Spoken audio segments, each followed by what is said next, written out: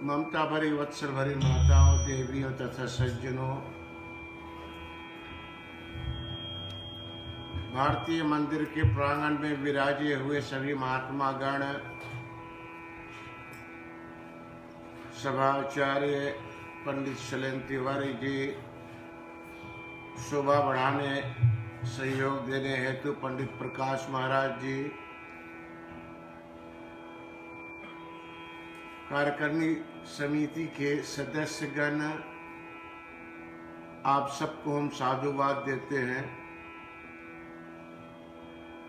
आज भारतीय मंदिर की सिडनी की इस पावन तीर्थ में 5वां दिवस है, जहां हम अगिन पुराण की कथा, जो प्रथम बार इस सुदूर देश ऑस्ट्रेलिया में आयोजित किया गया है, इसका प्रसारण करने जा रहे हैं। देश विदेश में अनेक लोग इस कार्यक्रम का श्रवण कर रहे हैं। आप जहां से भी इस कार्यक्रम को देख रहे हो, आप सबका हम अभिनंदन करते हैं।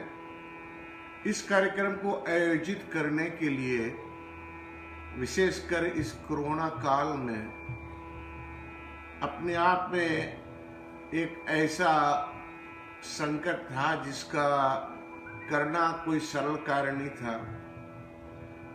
मगर इसको पूर्ण करने के लिए कुछ ऐसे महात्मा गण हैं जिन्होंने हमें सहयोग प्रदान किया, सह प्रयोजन किए। हम उन महात्माओं का नामावली पहले सुन लें, उनकी संदेश सुन लें, फिर कार्यक्रम को आगे बढ़ाएं।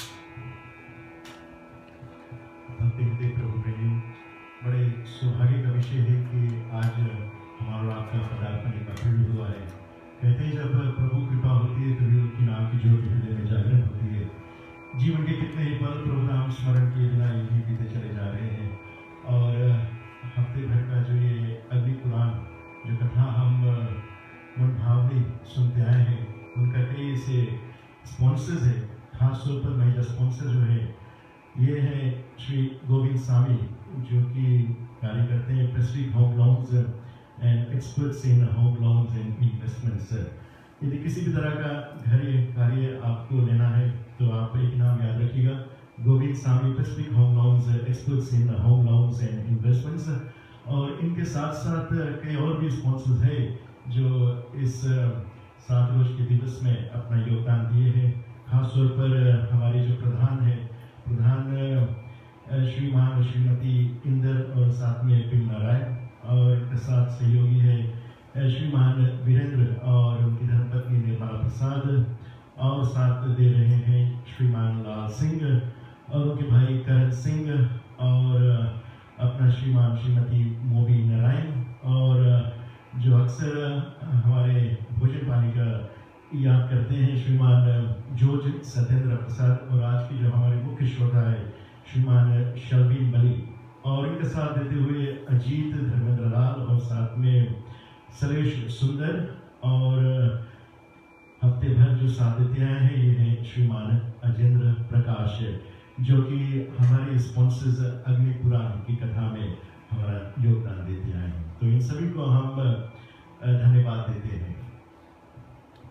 धन्यवाद। प्रभु से यही विनती है कि इनको दिन दूना रात चौगुना प्रगति दे। प्रभु अगिन देवता इनको शक्ति से सदा भरपूर रखे, यही प्रार्थना इस वेद आसन से हम करते हैं, जो ऐसे शुभ कार्य में सहयोग प्रदान करते हैं।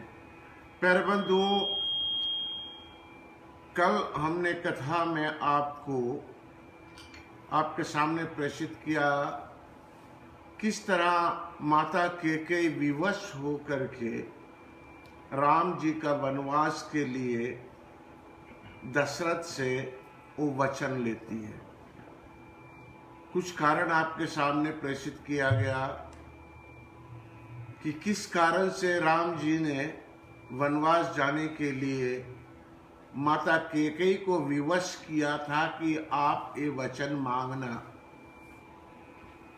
इसमें एक विशेष तत्व था, जो था दशरथ जी का अयोध्या राज का जो मुकुट था, वो रावण के कब्जे में था और नकली मुकुट श्री राम जी पहनना नहीं चाहते थे। और दूसरा एक कारण और यहां सामने आया है। देखिए, श्रवण कुमार की कथा भी आगे आएगी। श्रवण कुमार के दादा जो थे, मैंने कल भी आपसे एक निवेदन किया था कि जहां तक हो सके अपने धर्म से जुड़ी हर नाम को याद रखें, अपने परिवार को याद रखें। दुर्भाग्य से आज का समाज क्षणभंगुर फिल्मी सितारों की पूरा खानदान को याद करती है, मगर अपने धर्म के क्षेत्र में पीछे रह जाते हैं। यहां श्रवण कुमार के दादा, जिनका नाम था धौम्य और ऋषि थे, धौम्य ऋषि जी, उनके माता पिता रत्नावली एवं रतन ऋषि नाम से जाने करते थे। ये रतन ऋषि जो थे, ये नंदीग्राम में राजा अश्वपति के राज पुरोहित हुआ करते थे। और कहते हैं अश्वपति की कन्या जो थी उसका नाम था केकई। अतः केकई के पिताजी का नाम था अश्वपति। और चूंकि ये राज पुरोहित थे रतन ऋषि ने केकई को सभी अस्त्र और शस्त्र का विद्या दिया था। और जब ये विद्या दिया था केकई को, तो एक बात और बता दिया था कि केकई, आपका विवाह भले दशरथ के साथ होता है, बट एक बात याद रखना, महाराज दशरथ के मृत्यु उपरांत, यानी उनकी मृत्यु के बाद 14 साल तक अगर कोई भी उनका वंशज राज सिंहासन पे बैठा तो रघुकुल नष्ट हो जाएगा। ये एक बहुत ही जरूरी ज्ञान छिपी हुई थी जो अग्नि पुराण के माध्यम से आती है कि राजा दशरथ के ऊपर ये भी एक संकट था कि अगर उनके मृत्यु उपरांत उनका कोई भी संतान राज सिंहासन पे बैठा तो रघुकुल नष्ट हो जाएगी। ये बात केकई को पता था। कल आपको बताया कि केकई को श्री राम जी ने विवश किया था ये वचन मांगने के लिए। यहां अग्नि पुराण हमें ये भी बताता है कि गुरु वशिष्ठ जी को ये बात पता था। गुरु वशिष्ठ भी जाकर के केकई से बोलते हैं कि हे केकई, तेरा जो 2 वचन बाकी है ना, उसमें तू राम का वनवास मांग ले, क्योंकि कल राम को राजगद्दी पे बिठाया जाएगा और पूरा रघुकुल नष्ट हो जाएगा।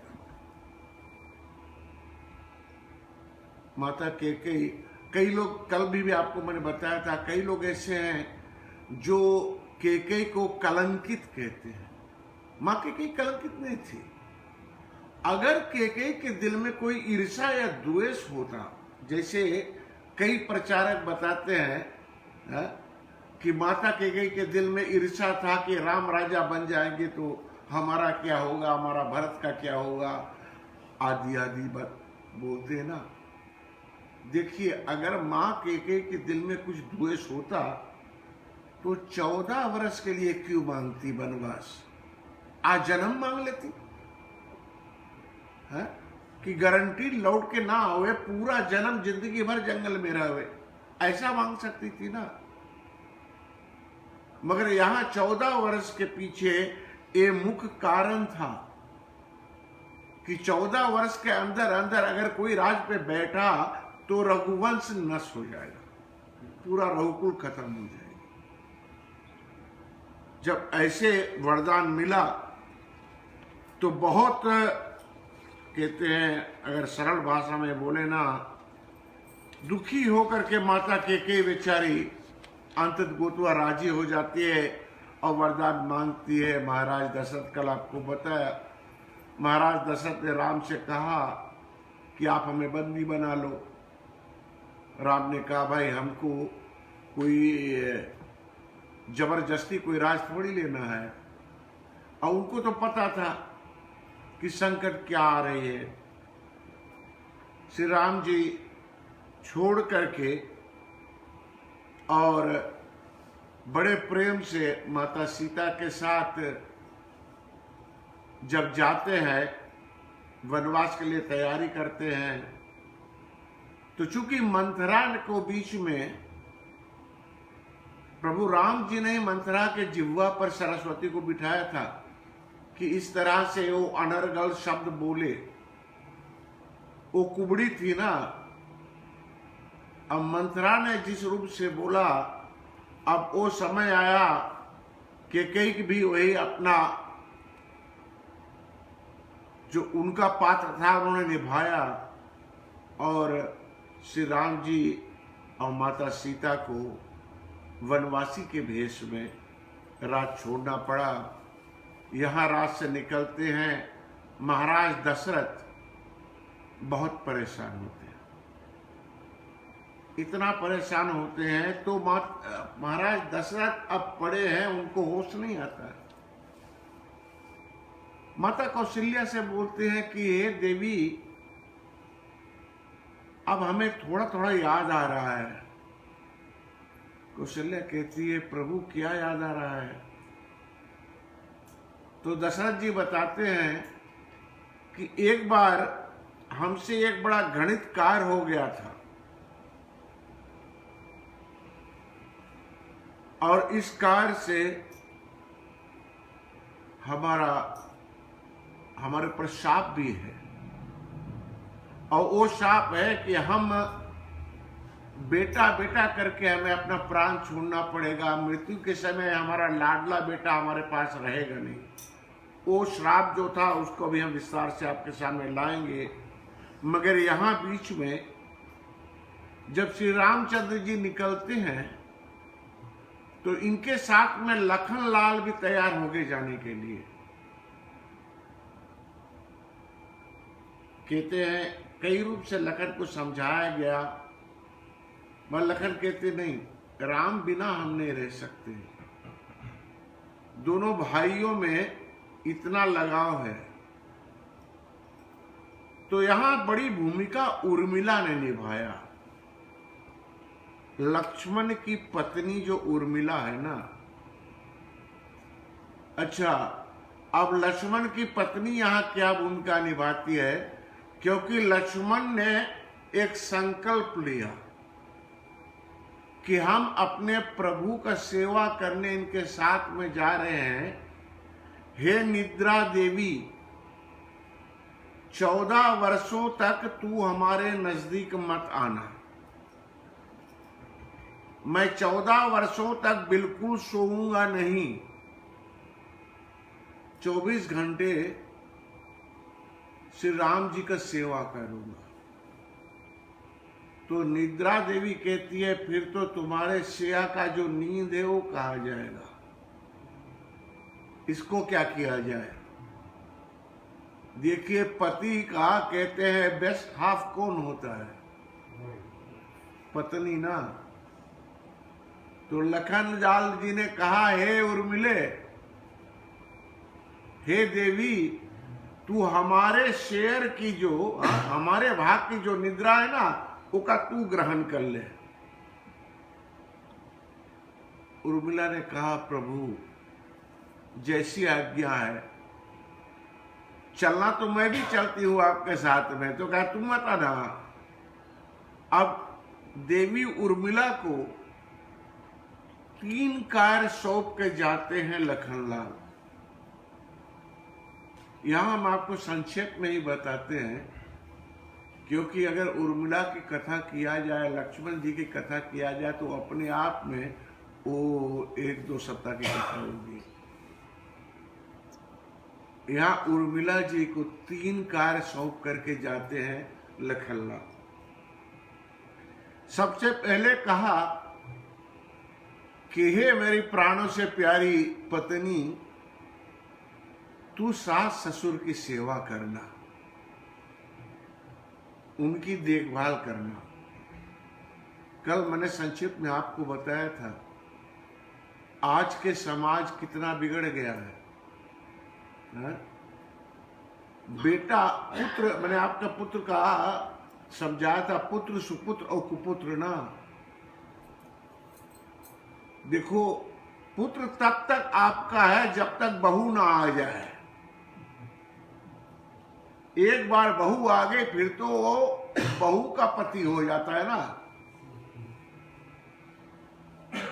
क्योंकि ये पश्चिमी सभ्यता जो आ गई है, व्यंग के रूप में कहते हैं, जो पढ़े लिखे होते हैं ना, कि तू हमको रुला करके, हाँ, जब दुल्हन विदा होती है तो दूल्हा उनके घर पर रोना पिटना मचता है ना, है, हमको रुला करके माँ बाप छुड़ा कर तू ला, जब तक तेरा माँ बाप ना छुड़ा दो मैं बैठूंगी नहीं। और माँ बाप को छोड़ के अलग होता। दुर्भाग्य, अगर अपने सास ससुर के सेवा से वंचित रह गई हो तो उसको अगले जन्म में ये जो पाप कर रही है इसका फल अगले जन्म में उसको भोगना पड़ेगा। क्योंकि उसको अभी मौका मिला है सास ससुर का सेवा करके, और जो पुण्य कमाती अपना अगला जन्म वो मुक्ति का मार्ग खोल रही है, उससे वंचित रह जाते बेचारे। हर माँ पिता यही चाहते हैं कि हमारे बच्चे प्रगति करें, कहीं जाए और बढ़ती करें। माँ बाप का तो आशीर्वाद होता है, मगर वो अपने सास ससुर के सेवा से वंचित रह जाती है। यहाँ उर्मिला जी, अब इनको 3 दायित्व देकर चला गया लखनलाल। पहला, सास ससुर का विधिवत सेवा करना, एक पल भी वो आंख से ओझल ना हो पाए। और दूसरा, अब जब लखनलाल जाते हैं ना, पति विदेश जा रहा है तो पत्नी क्या करती है? एक कलश सजाया, सुंदर से हाथ में थाली में ना एक कलश सजा करके एक दिया जलाया। अब अपने हाथ में दिया को रख करके अब वो 3 रूप धारण करती है उर्मिला। एक रूप से वो सास ससुर की सेवा करती है, दूसरा रूप से वो एक दिया लेकर द्वार पे खड़ी अपने पति का इंतजार करती है। 14 वर्ष तक उन्होंने कुछ खाया पिया नहीं। देवी उर्मिला 14 वर्षों तक अन्न ग्रहण नहीं किया उसने, क्योंकि पति के वियोग में वो थी।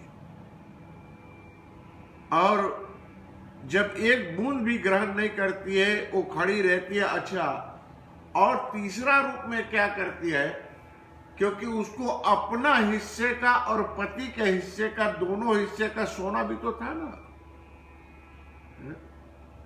तीसरा रूप में वो निद्रा देवी का भी कार्य पूरा करती है।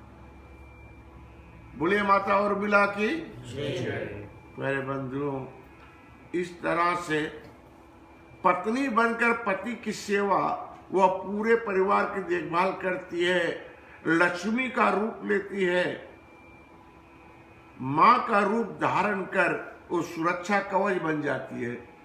एक पतिव्रता स्त्री का तीनों रूप सामने लाया जाता है। हर माताओं का 3 रूप होता है। पुरुष का तो नहीं बोलते हम माताओं की बात करते हैं। माताओं का 3 रूप होता है। एक रूप से वो लक्ष्मी बन करके सबकी देखभाल करती है, दूसरे रूप धारण करके वो सबका सुरक्षा कवच बन जाती है। आप सब देखे होंगे घर पे माताएं, अगर कोई बच्चे का या आपका पुरुषों का किसी का सर दर्द हुआ तो पहले सर पे तेल रखने कौन आती है? देवियां पहले आती है ना। वहां आपके लिए वो सुरक्षा कवच बन जाती है। और फिर सबसे सुंदर तो ये होता है भाई, बेटी का रूप धारण करती हैं, हैं? एक पिता का सबसे बड़ा गौरव मालूम कौन होता है? जो भी जितने पिता यहां बैठे, आपको पता है आपका सबसे बड़ा गौरव है आपकी बेटी। बेटी जो होती है ना, वो पिता का गौरव बढ़ाती, पिता का शान बढ़ाती, पिता का मान बढ़ाती है।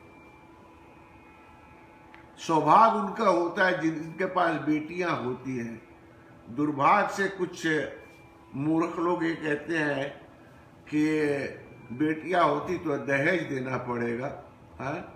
और भ्रूण हत्या आदि कर देते हैं। मगर मेरे प्रभु, सौभाग्य उनका है जिनके पास बेटियां हैं, क्योंकि सब दानों में सबसे उत्तम दान है कन्यादान। वो पिता को जब कन्यादान करने का मौका मिलता है तो अपना 13 पीढ़ी को उत्तीर्ण कर देता है। एक कन्यादान से 13 पीढ़ी उसका नरक में नहीं जाता है। इतना महान दान होता है। यहां आगे चल कथा आती है कि माता उर्मिला के 3 बच्चे भी हुए थे। 2 बेटे थे और 1 बेटी। एक बेटा का नाम था अंगद, दूसरा का नाम था चंद्रकेतु, बेटी का नाम था सोमदा। यहां भागवत में चंद्रकेतु का नाम चित्रकेतु भी आता है। कभी कभी जब भागवत में देखते हैं ना तो इसे चित्रकेतु भी कहते हैं, मगर वो लक्ष्मण और उर्मिला का बेटा वही चंद्रकेतु है। ये सदैव पूजनीय होती हैं। अच्छा, मृत्यु के समय आपको बता रहा था महाराज दशरथ का क्या हाल हुआ। दशरथ जी ने कहा कि देखिए हे कौशल्या, हिमाचल प्रदेश में एक गांव है जिसका नाम है ऊना, और इस ऊना में एक यज्ञदत्त नाम का ब्राह्मण रहता था। जो आगे चल करके जब वानप्रस्थ हुआ ना तो ऋषि बन गया। यानी जब वानप्रस्थ यानी जब संन्यास लिया तो उसे ऋषि कहते हैं। कई बार लोगों के मन में ये सवाल आती है, श्रवण भक्त की कथा तो सुना है, श्रवण भक्त के पिताजी का नाम क्या था? ना? संगीत में तो गाते हैं पुत्रहीन थे ऋषि संतवर, गुरु वशिष्ठ जी बोले ना। वो जो ऋषि संतवर था उसका सही नाम था यज्ञदत्त। जब वो सन्यास लिया तब उनका नाम ऋषि संतवर पड़ा। और ये ऋषि जी का एक पुत्र हुआ श्रवण कुमार। श्रवण कुमार को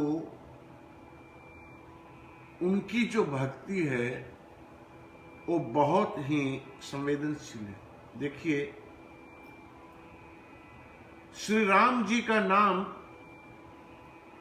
लोग कम लेते हैं, श्रवण कुमार का नाम ज्यादा लेते हैं। आपने सुना होगा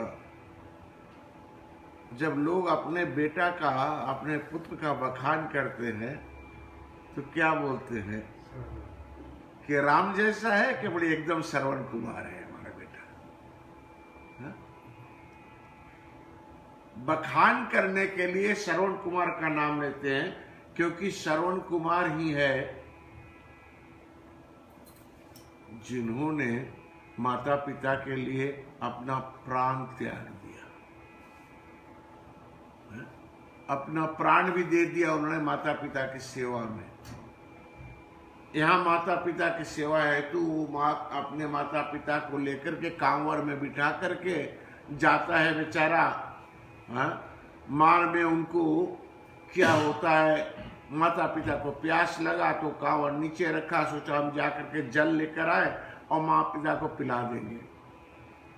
दुर्भाग्य से जो ही लोटा नदी में डाला जल लेने के लिए, तो वो जो आवाज आई ना, आवाज सुन करके महाराज दशरथ जो थे, इन्होंने सोचा कि कोई हिंसक जानवर है, और अब हिंसक जानवर दिखाता तो नहीं, शाम का बेला है। तो तत्काल इनके पास तर्कश में शब्द बाण था। अब शब्द बाण को साधा कि आवाज जहां से आ रही है वो इसको जाकर खत्म कर दे। शब्द बाण का प्रयोग किया, जिससे श्रवण कुमार को बाण लगा, उन्होंने चीखें मारी और भागता हुआ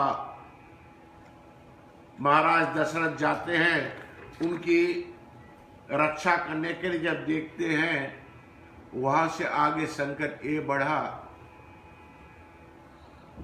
कि इनका तो अब देहांत होना निश्चित था, और उन्होंने मरते मरते ये विनती किया कि एक काम कीजिए, मेरे माँ और पिता दोनों प्यासे हैं, उनको जाकर के पानी पिला दो। हे राजन, झूठ मत बोलना, पहले उनको पानी पिला देना, फिर बताना कि क्या हुआ है, वरना अगर पहले बता दोगे तो वो प्यासे मर जाएंगे। हम ये नहीं चाहते कि हमारे माता पिता प्यासे मरे, भले हम तो अपना जान दे चुके हैं। ऐसा भावना लेकर के श्रवण कुमार राजा से विनती करते हैं। अब राजा जाते हैं श्रवण कुमार के माता पिता को जल देने के लिए, और दबे पांव जाते हैं कि आवाज ना करें, सोचते हैं कैसे करें कि उनको पता ना चले, मगर आभास एक ऐसा तत्व होता है। श्रवण कुमार जो था, यहां एक अजीब बात थी उनकी, वो हर पल हर समय जब मां बाप से दूर हुए तो माता पिता का पांव छूता था। ये बात उन्होंने दशरथ को नहीं बताया था कि पांव भी छूना। महाराज दशरथ ने पांव नहीं छुआ, तो ऋषि सत्वर को आभास हुआ कुछ गड़बड़ है। पानी तो दे दिया, वो पानी पीकर पूछता है, क्यों आज आप में सन्नाटा क्यों है? देखिए, मैंने पहले भी आपको बताया था, स्पर्श करने का क्या अहमियत होती है। जो अपने माता पिता का चरण स्पर्श करता है, मेरे प्रभु, उसका जीवन के सब संकट दूर हो जाती है।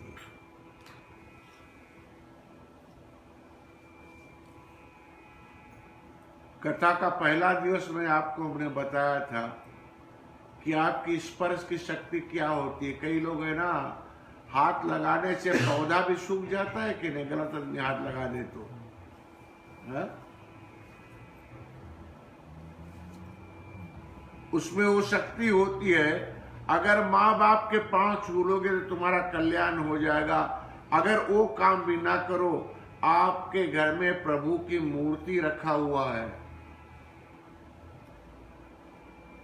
मूर्ति के पास जब जाते हो, दूर से अगरबत्ती घुमाकर मत भागो। दोनों हाथ से कम मूर्ति के पांव तो छू लिया करो। जितना उसको आप टच कर, the more you feel, the better you are going to feel whole day. आखा दिन तुम्हारा जीवन सुखमय होगा अगर उसे सुबह सुबह स्पर्श कर लिया। अच्छा, ये स्पर्श करने का ज्ञान माता कौशल्या ने भी बताया था। ये बात कौशल्या जी ने शीशम वृक्ष के नीचे भरत को बताया था। शीशम जिसे हम फिजी वाले क्या बोलते, सिरसा ना है?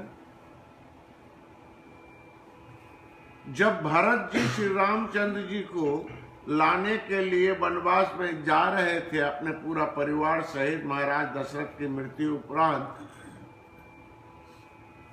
तो जब रुके ना एक वृक्ष के नीचे, शीशम वृक्ष के नीचे, तो मां कौशल्या ने एक ज्ञान भरत को दिया था वहां कि स्पर्श करने से क्या शक्ति मिलती है।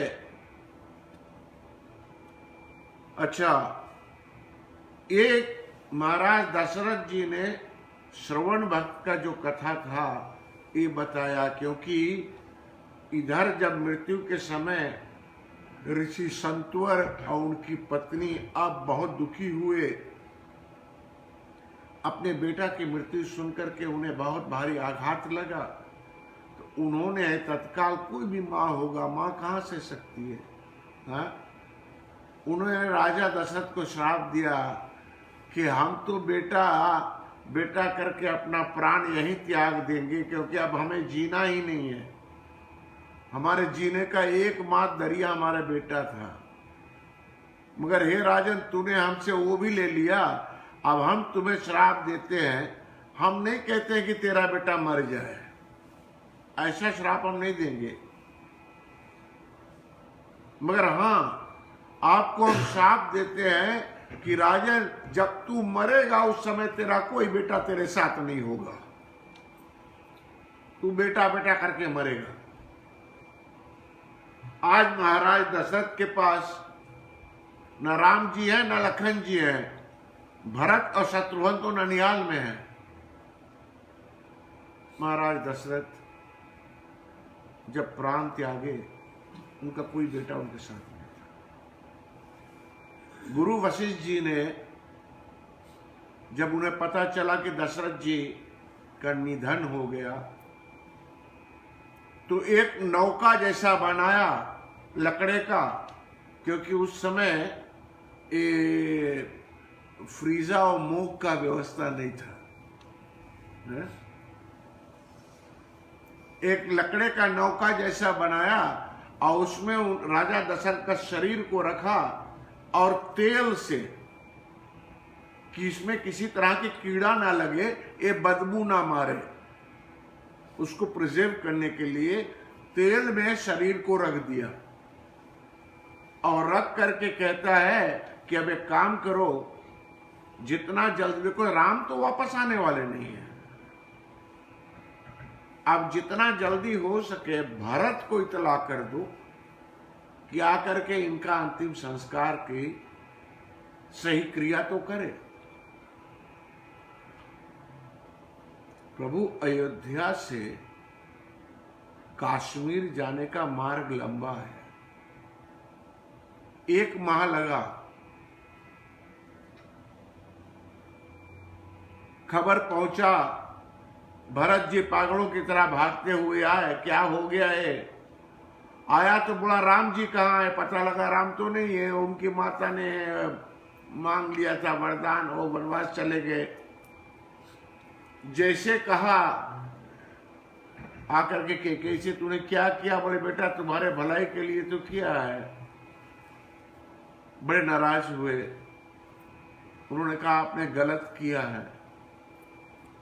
और फिर वशिष्ठ जी के आज्ञा अनुसार विधिवत दाह संस्कार किया सरयू नदी के तट पे,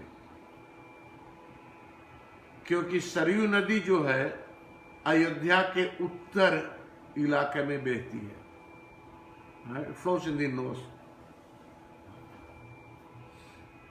जब नदी के तट पे महाराज दशरथ का दाह संस्कार हुआ तो हमारे एक नियम होता है कि जिस दाह संस्कार हो गया ना तो दसगात किया जाता है। Virtually you are in quarantine for 10 days. तो यहाँ स्पष्ट है इस पुराण में भी कि दशगात भली भांति भरत जी ने किया महाराज दशरथ का, क्योंकि 10वें दिन के बाद में आप बाहर जा सकते हो। जैसे दशगात हो गया तब भरत जी कहते हैं अब हमें जल्दी से जल्दी श्री राम के पास जाना है, क्योंकि अब तो हम क्वारंटीन से बाहर हो गए।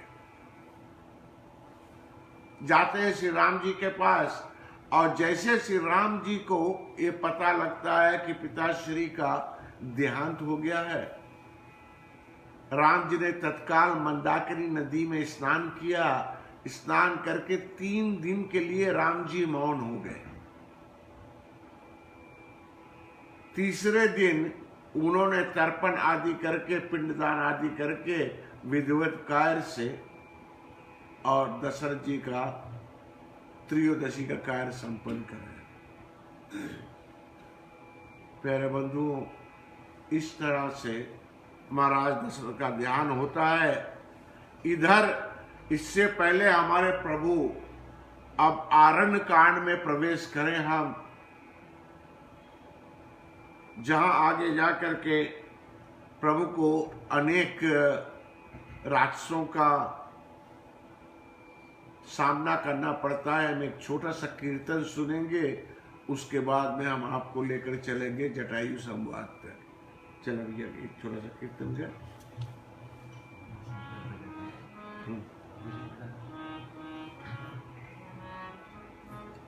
आप सब तालियां बजाना भाई।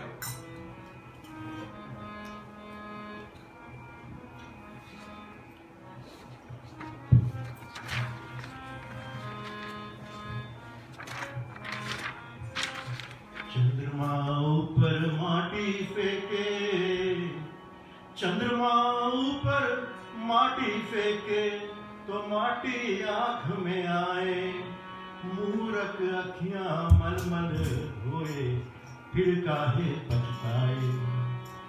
अरे बीज बोए बबूल के, बीज बोए बबूल के तो आम कहां से खाए। अरे जानने वाला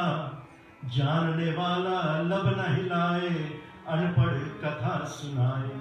अरे जानने वाला लब न हिलाए, अनपढ़ कथा सुनाए। आंखों वाला ठोकर खाए, अंधा राह दिखाए। तो लकड़ी की भाई सांप बनाकर, लकड़ी की एक सांप बनाकर जिसको पूजन जाए दुनिया। साचा सांप जो घर में निकले तो लाठी लेकर मारे दुनिया। अरे दुनिया ऐसा बावरा कि पत्थर पूजन जाए। अरे घर का चक्की कोई न पूजे जिसका पीसा खाए। ऐसे ही कुछ कबीरदास के दोहे हैं। तो आगे चलते हैं। क्या जाए तू काशी, क्या जाए तू काशी मथुरा, क्या नहाए तू गंगा यमुना। क्या जाए तू काशी मथुरा, क्या नहाए तू गंगा यमुना।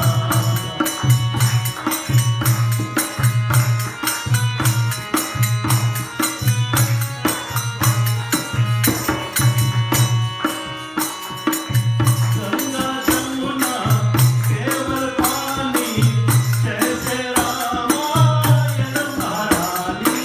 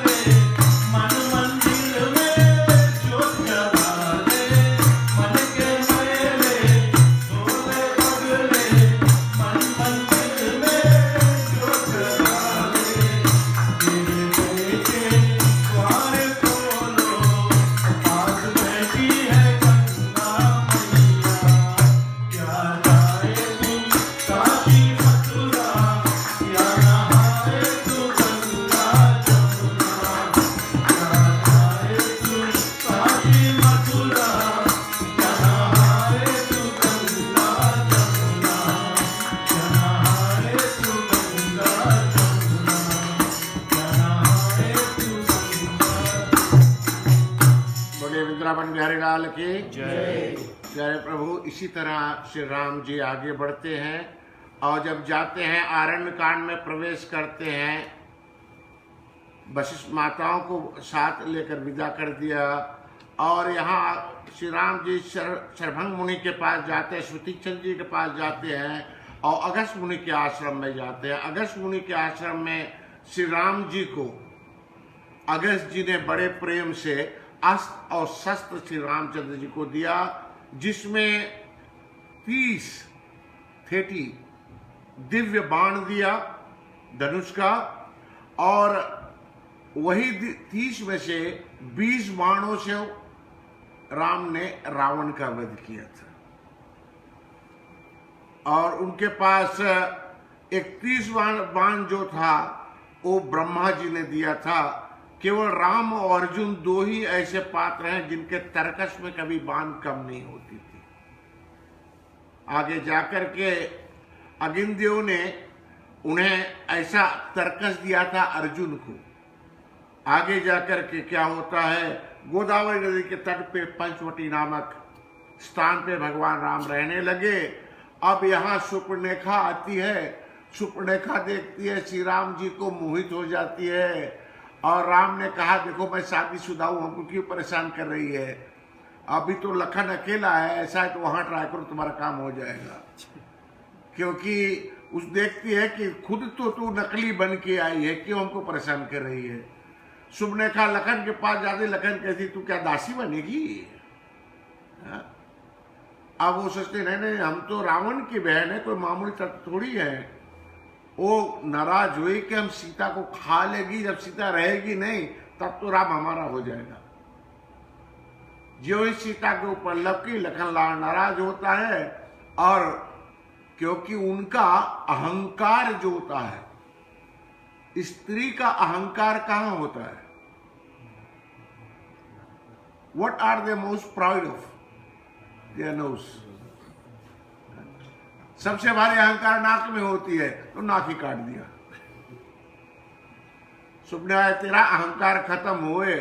सुपर्णरेखा वहां से जाती है और खरदूषण के पास, खरदूषण भी आते हैं। श्री राम ने उनको वध किया, अनेक राक्षसों को वध किया। वो भी एक स्त्रोत था। रावण के सामने जाकर कहती है तू कैसा राजा है, तेरी बहन के नाक काट दिया कोई, और तू बैठा है, कौन काम का भाई है तू, अभी रक्षा बंधन आ रहा है? हर भाइयों को बहन की रक्षा करना पड़ेगी ना। अच्छा, जब ये हुआ ना तो आगे कथा आपने रामायण में सुनी, क्योंकि राम कथा में विस्तृत रूप से मैं नहीं जाऊंगा, समय बहुत कम है हमारे पास। यह क्या होता है मेरे प्रभु, राम जी आगे बढ़ते हैं और यहां जटायु, जब सीता को हर के रावण जा रहा था तो जटायु एक पंछी है।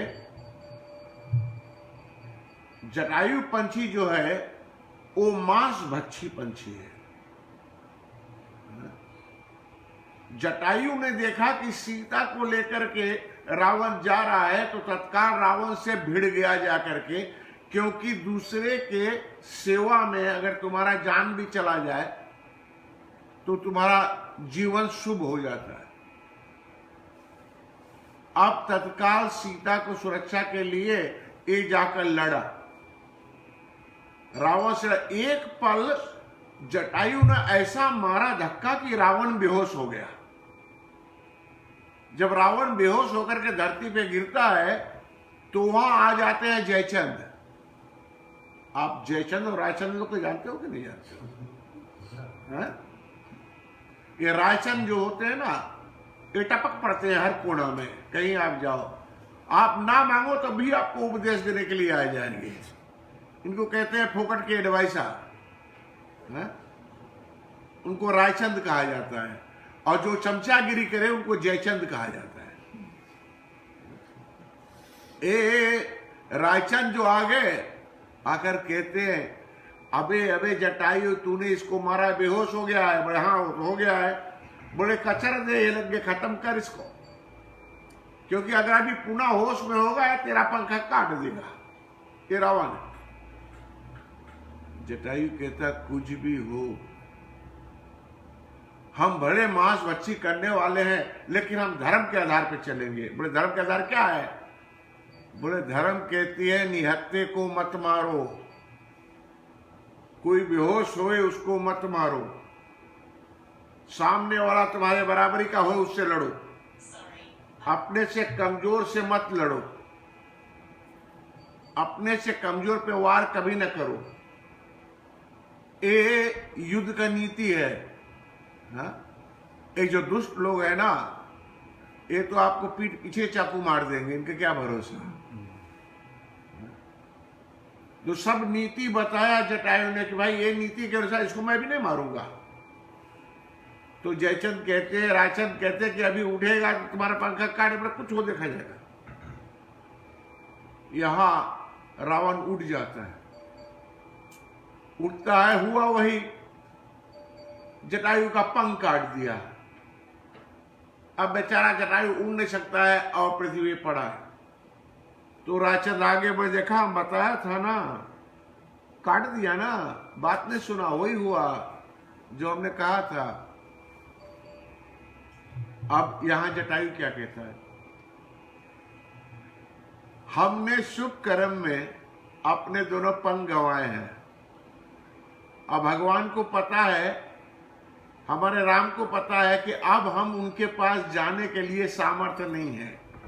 I don't have capacity to go to him. अगर हमारे पास वो जाने की सामर्थ्य नहीं है तो वो खुद हमारे पास आएंगे। अगर वास्तव में राम हमें प्यार करते हैं, हमारे इष्ट देव हैं, वो खुद हमारे पास आएंगे। वही हुआ। श्री राम जी जाते हैं, जटायु के देखते हैं। जब जटायु को देखा वो हालात में खून से लथपथ। अब इतना वर्षों में राम जी की जटाएं जो है ना, बाल और लंबा हो गया था ना, अपने बालों से कि, और वहां तो कुछ था नहीं, वहां कॉटन बड्स तो था नहीं कि उसके सब जो चोट लगा उसको साफ करे ना, तो अपने बालों से श्री राम जी साफ करते हैं। कहते हैं यहां राम जी के आंखों में आंसू तो आया, मगर राम सोचते अगर हमारे आंखों के आंसू गिरा इसके घाव पर तो आंसू में नमक होती है ना, इसको चोट लगेगा बेचारे का, घाव पे नमक डालना हो जाएगा। राम ने अपने आंखों में जल भर ली, मगर एक बूंद वहां गिराया नहीं, अपने बाल से उसको साफ किया। और जटायु से कहता है, जटायुराज आपको मैं पुनः स्वास्थ्य कर दूं, जितना लंबा आयु चाहते हो ले लो, तूने जो कार्य किया है अति उत्तम किया है। जटायु बड़े प्रेम से कहता, भगवान है अंत में मरना तो पड़ेगा ना। बोले हाँ वो तो है, जन्म लिया तो मरना पड़ेगा। बोले इससे बढ़िया मौत अब कहां आएगी, आपकी गोद में प्राण निकले, इससे बढ़िया कई मौत आ सकती है। मेरे को नहीं जीना है, हमको मरना ही है, अब हमें अभी भी मरना है, आपकी गोद में मरना है। क्योंकि आपके गोद में अगर हमारी मृत्यु होगी तो जो भाग हमें मिलेगा वो दशरथ को नहीं मिला है जो हमको मिलेगा। क्योंकि दशरथ तो बेटा बेटा करके मरा, और हे राम हम आपके गोद में मरेंगे तो हमारा क्रियाक्रम तो आपको करना ही पड़ेगा। राम जी ने कहा जैसी इच्छा है जटायु महाराज। जटायु के अंत्येष्टि संस्कार राम ने किया अपने हाथों से। उनका अंतिम संस्कार करके अब राम जी आगे बढ़ते हैं मेरे प्रभु, और रास्ते में उन्हें कबंध मिलता है। कबंध एक राक्षस है। ये राक्षस को ये पहले एक देवता स्वरूप था, राजकुमार था।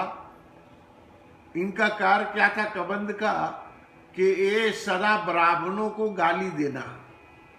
आप में से कितना कबंध है मेरे को नहीं मालूम।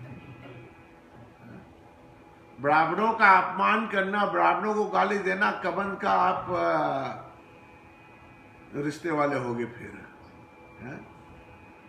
तो दुर्वासा ऋषि ने नाराज होकर के इसको शाप दे दिया, जा तू राक्षस हो जा। ये राक्षस बन के घूमता है मतवाला, आप तो ये अनर्थ कर रहा है क्योंकि वो पेशा में हो गया। तो राम जी ने सब राक्षसों का वध कर रहे हैं, राम ने इनका वध कर दिया। जब इनका वध हुआ राम जी, क्योंकि शाप मिला था दुर्वासा से, तो शाप का अंत गोतवा फल भला ही होता तो है। तो ये तत्काल अपने देव स्वरूप में हुआ और हाथ जोड़कर कहता राम से कि देखो राम जी, ये दुर्वासा ना, ये सारे फसाद का जड़ वही है। राम ने बोला क्यों? बड़े दुर्वासा बगैर बात के हमें श्राप दे दिया, हम थोड़ा कुछ बोल दिया था, बराबर लोग को श्राप दिया। तो राम ने एक बात कहा, मेरे प्रभु याद रहा, अगर आप रामावलंबी हो तो, राम को मानने वाले हो तो राम की बात मानो। आज के दुर्भाग्य संसार हमारा ये कहती है, हम राम को मानते हैं मगर राम की नहीं मानते। जब आप राम की मानना शुरू करोगे आपका जीवन सफल हो जाएगा। या राम जी कहते हैं कि ब्राह्मण द्रोही मुझे कतई न भावे। जो ब्राह्मणों का निंदा करेगा, जो ब्राह्मणों के संगे अत्याचार करेगा, वो किसी भी रूप में हमें पसंद नहीं है। तो आगे आप लोग की मर्जी है मेरे।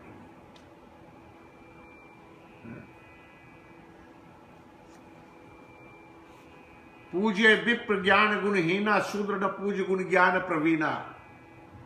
ये राम जी कहते, तुलसीदास जी ने अंकित किया रामचरितमानस में। अब यहां मर्जी आपकी, आप क्या करें भगवान। इस तरह से श्री राम जी ने एक कार्य किया। अब राम जी पहुंचते हैं, आगे जाते हैं, क्योंकि जटायु ने बताया था कि आप किष्किंधा में जाएं और जाकर के सुग्रीव से मिले। किष्किंधा नगर में जब भगवान प्रवेश करते हैं, ये पंपापुर है, कुछ लोग इसे इंडोनेशिया भी कहते हैं। ये पंपापुर में एक ऐसा सरोवर है, there is a lake there, अजीबो गरीब है। जो भी उस लेक में चला जाए ना, वो सरोवर में, सरोवर को लेक कहते हैं हम लोग। जो सरोवर में चला जाए, अगर मेल जाए तो फीमेल बन के बाहर निकले। जो भी पुरुष उस सरोवर में गया वो स्त्री रूप में परिणित हो जाएगा। कहते हैं कि एक बार एक विशाल राक्षस अहंकार से मस्त ये पंपापुर पहुंचा और वो सरोवर में गया। वो तो पानी पीने गया था, उसको थोड़ा पता था यहां गड़बड़ हो जाएगा। और अंतत गोतवा एक बहुत सुंदर स्त्री के रूप में वो परिणित हो गया। अब इतना सुंदर स्त्री के रूप में परिणित हुआ मेरे प्रभु कि जो भी उसे देखे वो मोहित हो जाए।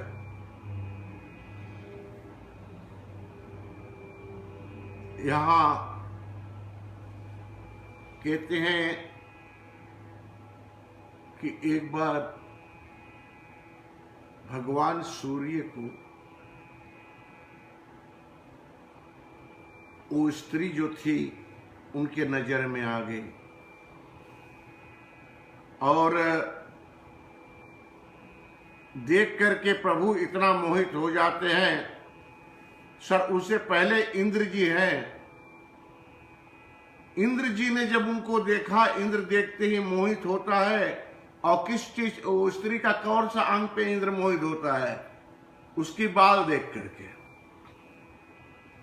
बाल देख करके इंद्र मोहित होता है, जिसके फलस्वरूप वो गर्भवती हो जाती है और उसका जो पुत्र होता है उसका नाम रखा गया बाली। बाली इंद्र के पुत्र है। और कहते हैं उसी को सूर्य जब देखते हैं, सूर्य भगवान का नजर पड़ जाता है उनपे, तो उनके ग्रीवा पे उनका नजर पड़ता, उनके गले में, जिसके फलस्वरूप सुग्रीव का जन्म होता है। बाल पे आकर्षित होने से बाली और गले पे आकर्षित होने से सुग्रीव, ये ग्रीवा कहते हैं ना। अब आगे चल के बाली जी का विवाह होता है सुखेन वैद। जब लंका में युद्ध चल रही थी, हनुमान जी जाकर के वैद सुखेन को लेकर आए थे ना, जब लखन लाल को लगा था बाण, ये बाली का ससुर था। सुखेन वैद की बेटी के साथ में बाली का विवाह हुआ था, और एक गंधर्व कुमार की बेटी के साथ में विवाह हुआ था सुग्रीव का। ये दोनों बड़े प्रेम से रहते थे, और दुर्भाग्य से कहते दुंदुभी नाम का एक दैत्य था जो युद्ध करने आया, जिसको महाराज बाली ने मार करके उसकी हड्डियां इतना दूर फेंका कि एक पहाड़ जैसा ढेर हो गया था हड्डियों का।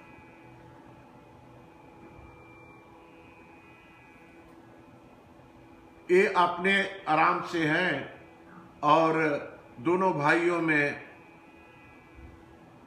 आपस में मतभेद हो गया, जिसके फलस्वरूप सुग्रीव को बाली निकाल देता है।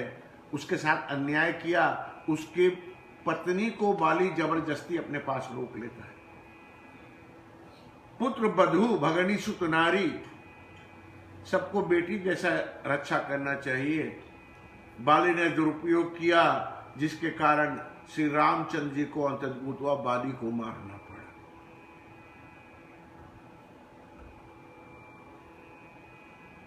यहां से आगे हमारे प्रभु राम जाते हैं, सीता की खोज में निकले हैं, क्योंकि रावण सीता को हर ले गया था। इधर अब सुंदरकांड में प्रवेश करते हैं प्रभु। हमारे प्रभु हनुमान जी का यहाँ सबसे सुंदर पात्र आता है। हनुमान जी जाते हैं लंका, माता सीता का समाचार लेने को, वापस आते लंका जला करके, और फिर युद्ध छिड़ जाता है। इस युद्ध के दरमियान रावण का वध करते हैं श्री राम जी, और जब वध हुआ ना, तो जो मुकुट थी वापस श्री राम जी लेते आते हैं। लंका का राज तो विभीषण को दे दिया, जो मुकुट रावण चुरा कर ले गया था अयोध्या का, उसे वापस अयोध्या लाया गया, और बड़े प्रेम से राम जी अब बसे हुए हैं अपने सुंदर अयोध्या नगरी में। मेरे प्रभु, यहाँ क्या होता है, अब हम प्रवेश करते हैं उत्तरकांड की ओर।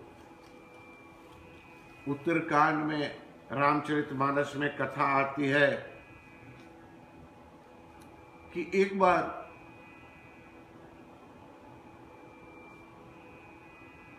काल आया। काल का मतलब समय, टाइम है। काल को आना है राम जी को संदेशा देने के, हे राम, अब तुम्हारा अवधि पूरा हो गया है। ये जो नरलीला करने आए थे, ये समय खत्म हुआ, अब आपको वापस जाना है। तो अब काल कैसे आकर के मिले? जब तक आपको पहले बता दिया है, आपने बजरंग बाण में भी सुना है, पाठ करे बजरंग बाण की, हनुमत अच्छा करे प्राण की। जो हनुमान जी का भक्त है, उससे मृत्यु भी डराएगी, उससे काल भी डराएगी। और जब तक हनुमान जी द्वार पे खड़े हैं सिक्योरिटी गार्ड बन के राम जी का, काल का कोई एंट्री नहीं हो सकता है, काल अंदर आ नहीं सकती। तो यार राम जी ने सोचा एक तिगड़म लगाया जाए, एक आइडिया लगाया जाए। तो बोले आइडिया क्या लगाएगा? तो छोटा सा दरार था ना, दरार समझते हो, एक केवटी खुला था ना मकान में। अब राम जी को पता है कि हनुमान जी के पास अष्ट सिद्ध नवनिधि है। अष्ट सिद्धि का मतलब है नवनिधि में कि वो जितना बड़ा शरीर चाहे उतना बड़ा कर सकते, जितना छोटा चाहे उतना छोटा कर सकते। वो उनके पास वो सिद्धि है। तो हनुमान से कहता, हनुमान हम तो खोजते खोजते थक गए, ये मिलता नहीं यार। हनुमान बोले, क्या नहीं मिलता प्रभु? ये हमारा छल्ला था ना, अंगूठी। बोले बोले ए हमारा गिर गया नीचे, आप जरा देख लोगे। हनुमान जी, प्रभु कोई चिंता नहीं है। हनुमान तत्काल एकदम छोटा रूप बना करके ओ दरार में चले गए नीचे। अब वो इतना भारी सुरंग जैसा है, हनुमान जा रहे हैं। जाते जाते हनुमान जी पतालपुरी पहुंच गए। वहां वासुकी नाग बैठा हुआ है। हनुमान ने कहा तू क्या ढूंढ रहा है? हनुमान बोले, यार हम छल्ला ढूंढने आया था, भगवान की छल्ला गिर गया। तो बोले, बता को ना काफी छल्ला पड़ा है, वहां से पिक कर लो। अब हनुमान जी ताकते हैं, जितने छल्ला पड़े हैं सब पे राम लिखा है। हनुमान जी को संकट हुआ, अब एમાં कौन छल्ला राम का है? वासुकी से पूछते, चक्कर क्या? तो वासुकी कहता, देखो हनुमान, बात यह है ना, ये हर बार कलयुग त्रेता आती है ना। बोले हाँ। बोले राम आते हैं हर बार की नहीं है, हर कल्प में, और हर कल्प में छल्ला यहां गिरता है। हर कल्प में तो छल्ला ढूंढने आता है। बताओ। बोले इसका मतलब है कि राम के जाने का समय हो गया, और जब तक तू द्वार पे रहा तो काल अंदर आ नहीं सकता है, इसीलिए तेरे को बहाना बनाकर नीचे भेजा है यार। सही सीधी सी बात है। हनुमान जी बड़े दुखी हुए, उनकी आंखों में आंसू आ गया, और हनुमान रोते हुए बाहर आते हैं। इधर क्या होता है? राम जी ने कहा, अब हनुमान तो नहीं है, हे लखनलाल, सिक्योरिटी पे आप खड़े, पहरे पे आप खड़े हो जाओ, क्योंकि राम से पहले लक्ष्मण को जाना है। तो लक्ष्मण जी को आगे खड़ा कर दिया। अब काल कहता है, एक साधु का रूप में आता है, कहता है देखो हम दोनों बात करेंगे, हमारी जो गुफ्तगू होगी ना, कोई थर्ड पर्सन नहीं सुन सकता। अगर कोई तीसरा आ गया तो आप राजा हो, आप हमें वचन दो कि उसको तत्काल मृत्यु दंड दोगे आप, नहीं तो हम बात नहीं करेंगे। राम ने कहा कोई बात नहीं साधु, आइए। लखन, किसी को अंदर आने मत देना। अब राम जी बैठ के बात कर रहे हैं। इधर माया का फेर है मेरे प्रभु। एक ब्राह्मण रोते हुए आया कि हमारे गाय चुरा करके कुछ वामपंथी हमारे गाय का हत्या करने जा रहे हैं।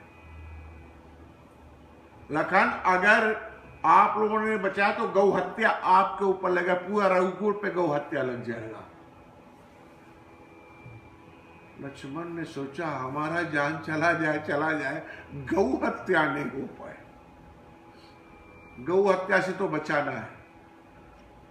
तो क्या अब राम के आदेश बिना तो हम जा नहीं सकते हैं। उस पल लखनलाल ने ये नहीं सोचा। लखनलाल अंदर चले गए, जा करके बोला राम जी ऐसा संकट द्वार पे आ गया। जीवी लखन ने कहा, काल ने घूम के कहा, राम आपने जवान दिया था कि कोई बीच में नहीं आएगा, अब इसको मृत्यु दंड दो। तो राम को पता था अब लक्ष्मण को मृत्यु दंड देना है। मृत्यु दंड से भी ज्यादा घातक एक दंड होता है जब किसी को जिला खारिज कर दिया जाए कि वापस आप यहां नहीं आ सकते हो, आउट, तड़ी पार हो जाओ। लखनलाल को कहा, लखन तू तड़ी पार हो जा, लौट के हमें अपना चेहरा मत दिखाना। अब लखन को राम जी कहते हैं कि लौट के ये चेहरा मेरे को मत दिखाना, उससे बड़ा मृत्यु दंड से ज्यादा दंड कौन हो सकता है मेरे भाई। लखनलाल जी तत्काल वहां से जाते हैं, सरयू नदी के बीच में चले जाते पानी में।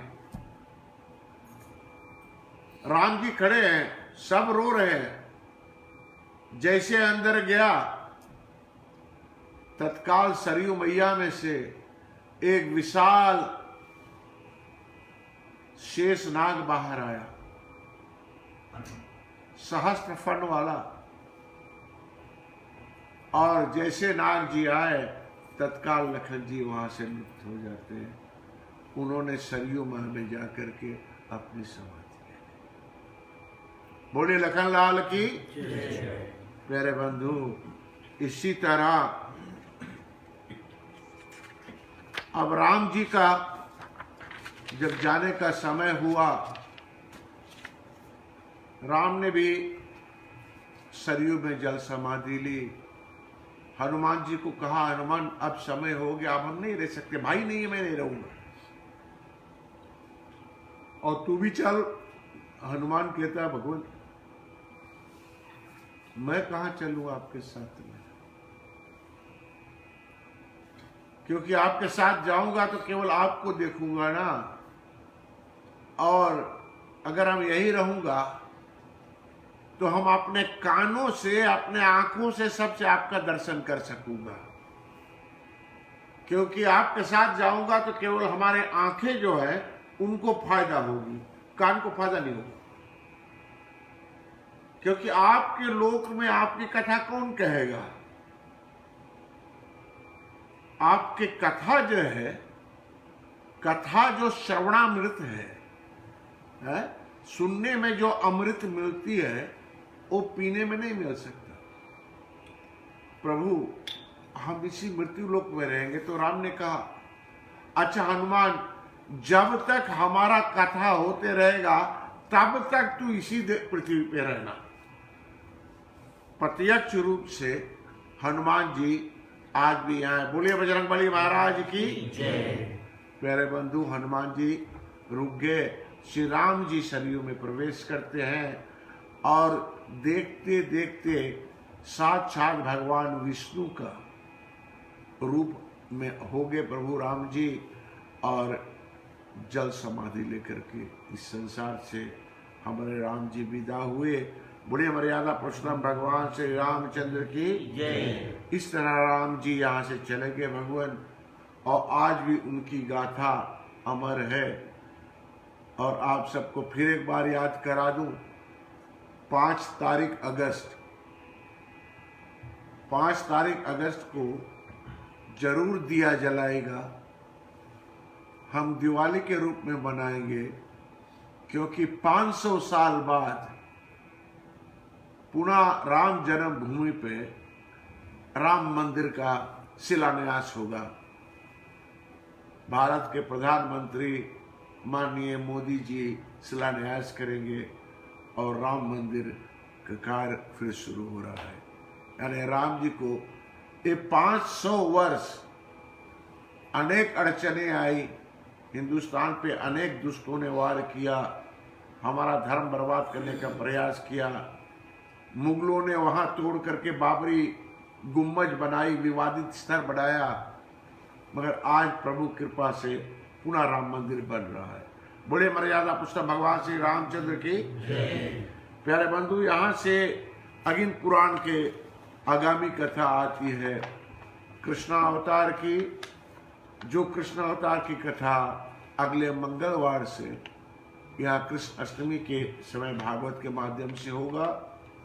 और कल की कथा में आपके सामने प्रसिद्ध किया जाएगा यम गीता, जो महाराज यम ने कहा था अपने आप, यमराज द्वारा बताया हुआ वो ज्ञान आपके सामने प्रसिद्ध किया जाएगा।